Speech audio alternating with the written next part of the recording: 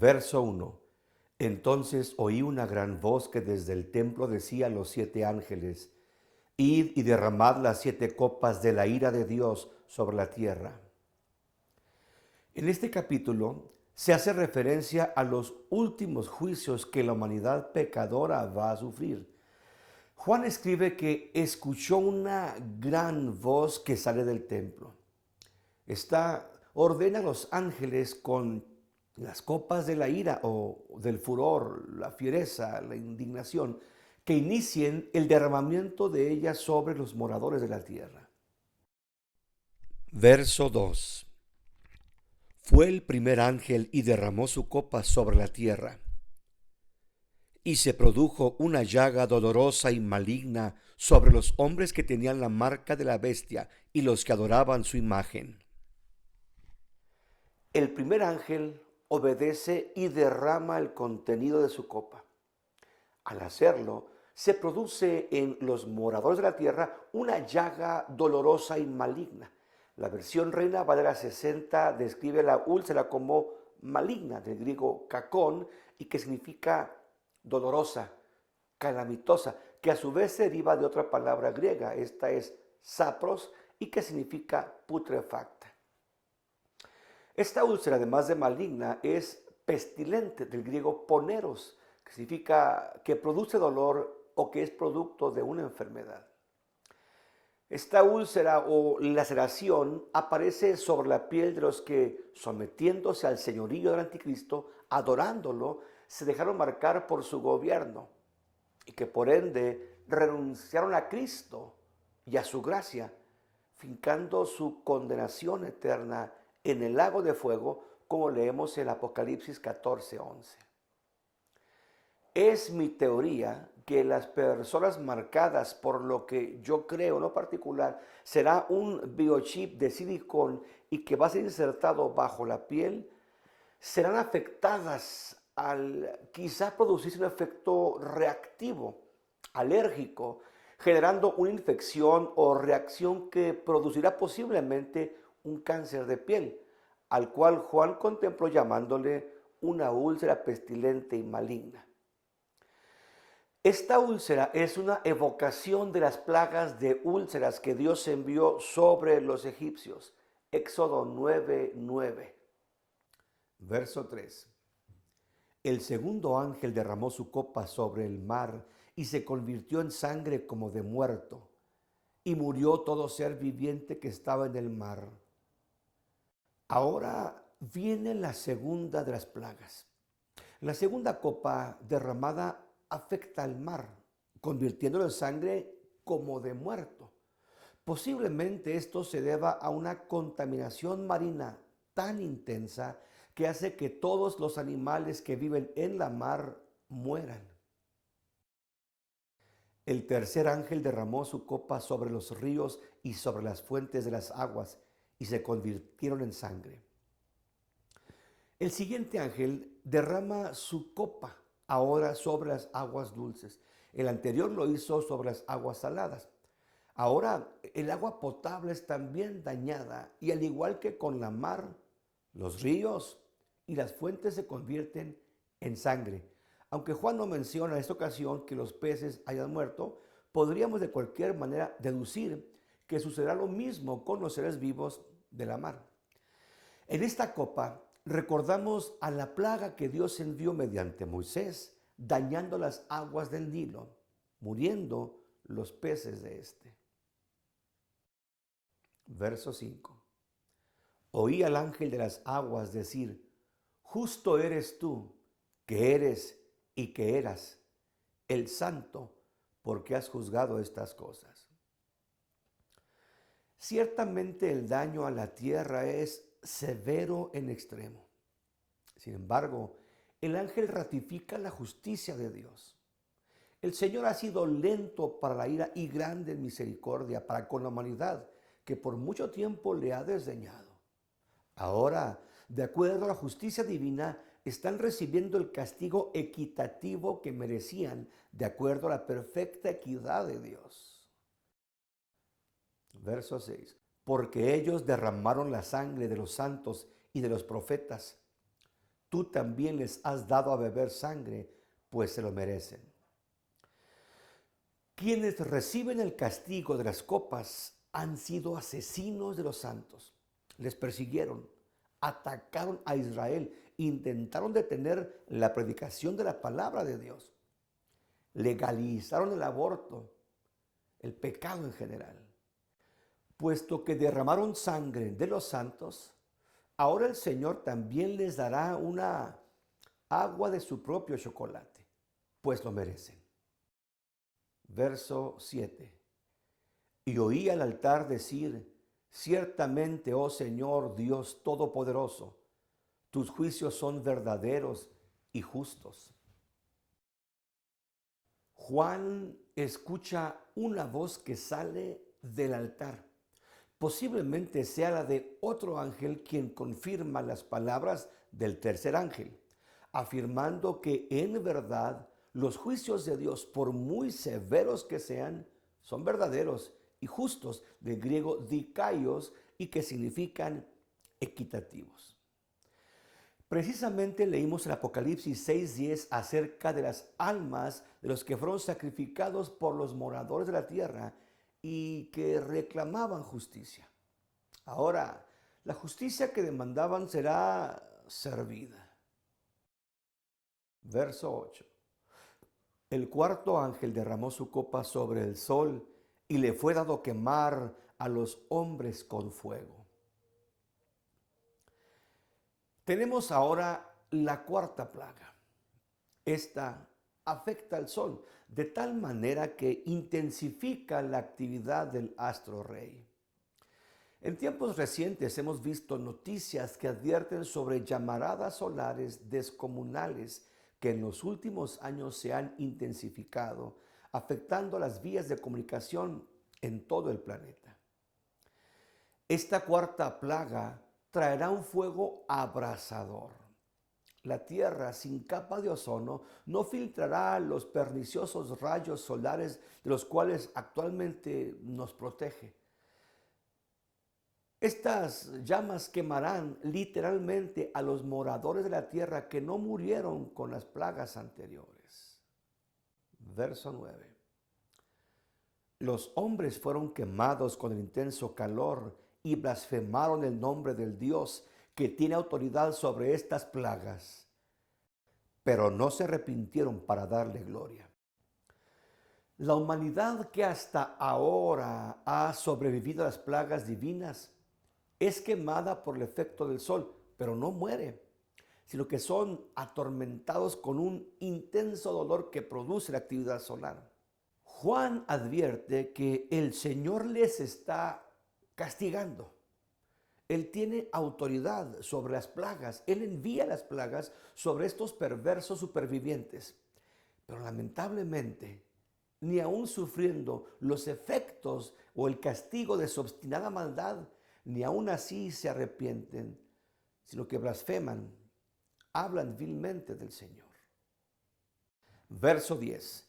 El quinto ángel derramó su copa sobre el trono de la bestia, y su reino fue convertido en tinieblas. Se mordían las lenguas de dolor. Ahora toca el turno al quinto mensajero divino, solo que éste vierte el contenido de su copa o su juicio sobre el trono del anticristo. Es posible que este trono o cuartel general de la bestia esté en Roma, la Babilonia moderna, y desde ahí gobierne sobre la tierra.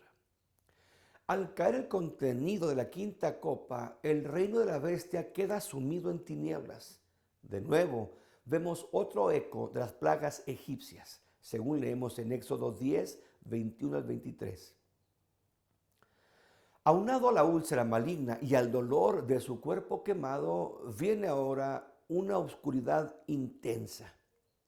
Esta penumbra solamente se manifiesta sobre el trono del anticristo, mientras que el resto de la tierra posiblemente tenga acceso a la luz solar.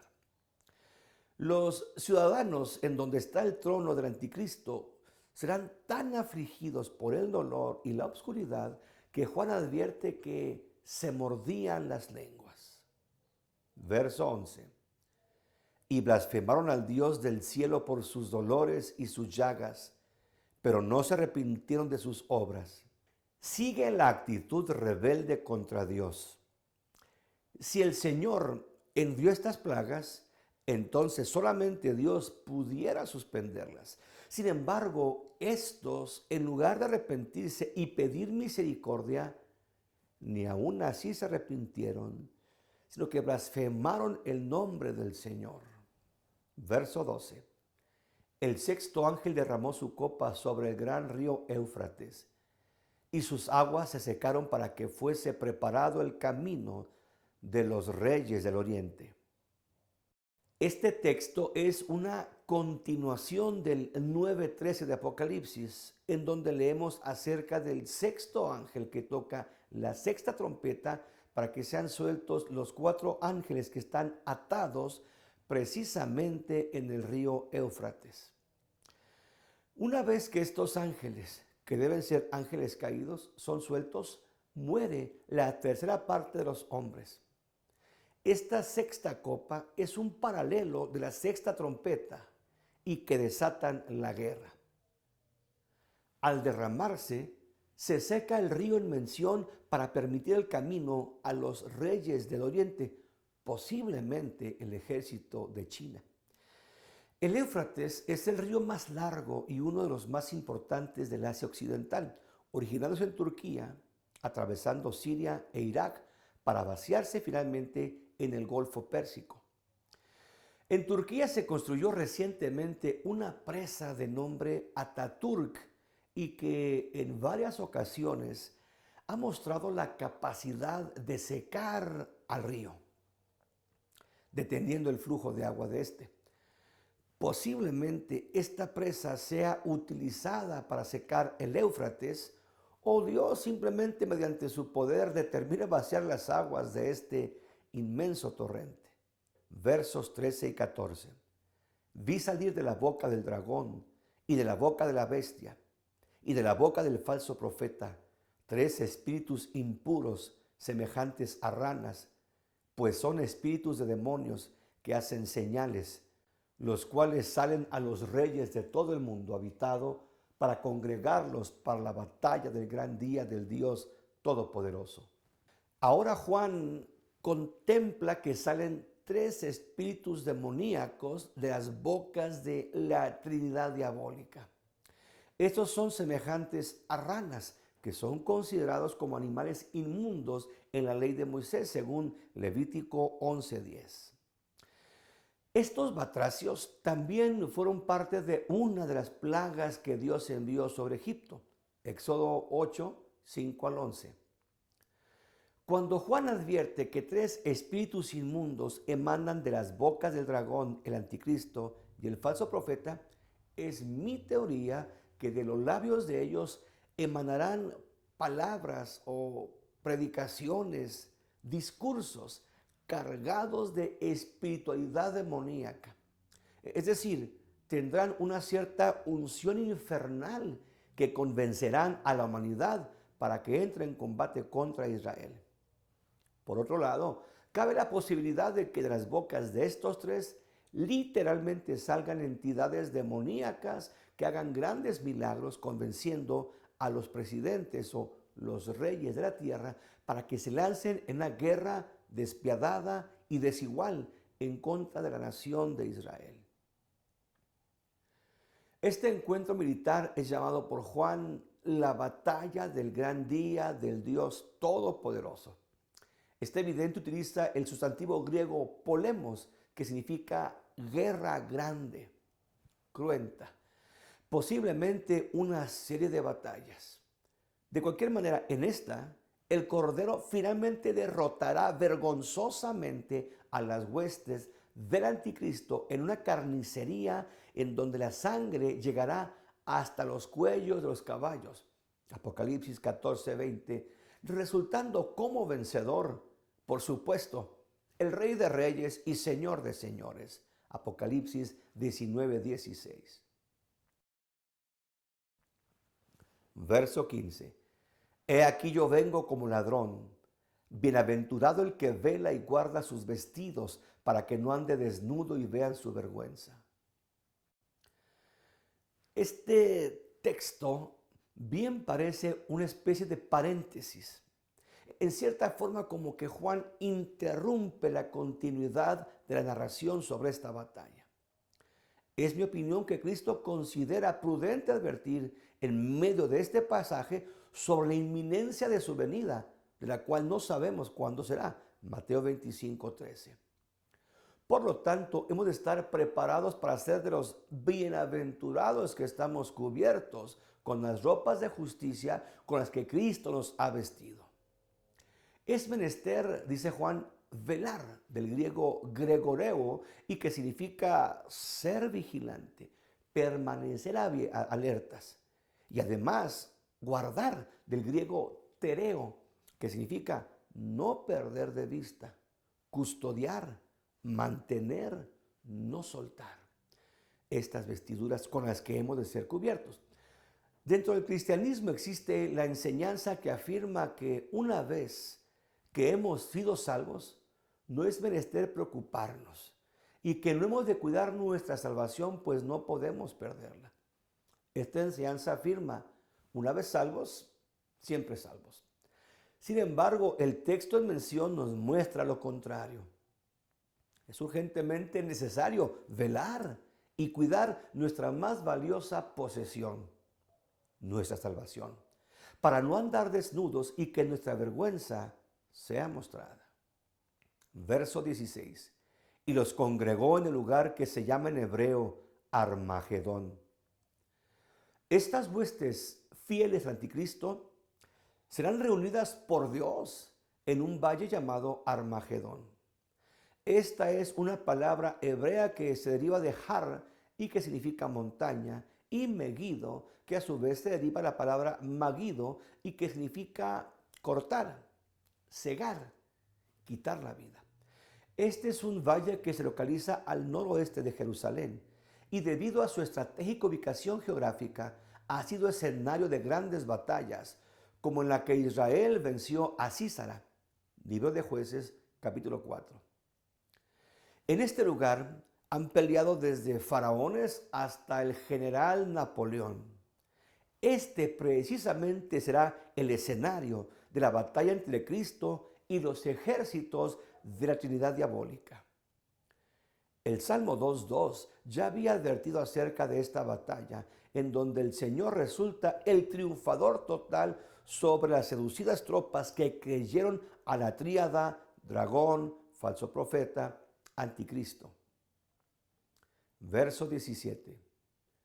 El séptimo ángel derramó su copa por el aire y salió una gran voz del santuario desde el trono que decía: está hecho. Al derramar su copa, el último de los ángeles de esta serie, una voz portentosa dice: está hecho. Esta frase significaría algo así como: se acabó. El imperio del dragón ha sido derrotado por el Cordero, el león de Judá que ha vencido. Verso 18. Entonces se produjeron relámpagos y estruendos y truenos, y hubo un gran terremoto. Tan fuerte fue este gran terremoto como jamás había acontecido desde que el hombre existe sobre la tierra. Una vez que el séptimo ángel señala que se acabó, se producen grandes cataclismos. Pero ahora Juan advierte que un enorme terremoto sacudirá la tierra, un sismo como jamás lo ha habido. En el año de 1556, en China, particularmente en la ciudad de Shanxi, un terremoto mató aproximadamente a 830,000 personas. En diciembre del 2014, otro sismo asoló a la costa oeste de Sumatra, matando a más de 225,000 personas. Mientras que en enero del 2010, otro temblor en Haití produjo más de 222,500 muertos. El terremoto en el versículo que estudiamos producirá más muertes que ninguno de estos que le he mencionado. Verso 19. La gran ciudad se dividió en tres partes y las ciudades de las naciones cayeron, y la gran Babilonia fue recordada delante de Dios para darle a ella de la copa del vino del furor de su ira. Los escatólogos más serios piensan que la gran ciudad es Roma, la Babilonia espiritual, la cual sufrirá los efectos de este terremoto con tanta intensidad que va a ser dividida en tres partes. Esta ciudad a la cual el Apocalipsis llama la gran ramera y que se manifiesta como una mujer con una copa en la mano, embriagándose con la sangre de los mártires del Señor, Apocalipsis 17:6. A esta, ahora Dios le va a dar a beber de la copa de su ira divina justa. Es decir, el cielo le va a dar su merecido a esta ciudad por las perversidades que por siglos ha hecho en contra de la iglesia de Cristo. Verso 20. Toda isla huyó y las montañas no fueron halladas más. Muy posiblemente el terremoto cambie la topografía de la Tierra, de tal manera que el planeta se reacomode debido a la descomunal sacudida que Dios va a dar al planeta, que hasta ahora ha estado en poder del Dios de este mundo. Verso 21. Y del cielo cayó sobre los hombres enorme granizo como de un talento de peso. Y los hombres blasfemaron a Dios por la plaga del granizo, porque la plaga era grande en extremo. Aunado a los fenómenos anteriores, Dios envía enormes granizos del peso de un talento, algunos 45 kilos o 100 libras. En Levítico 24:16, Dios advirtió que los que blasfemaran su nombre deberían morir apedreados. Estos contemporáneos blasfemos van a estar recibiendo un castigo similar al de Levítico, solo que en lugar de piedras recibirán o caerán sobre ellos enormes pedriscos de nieve de 100 libras. Ya Dios había castigado a sus enemigos de una forma similar, Josué 10:11.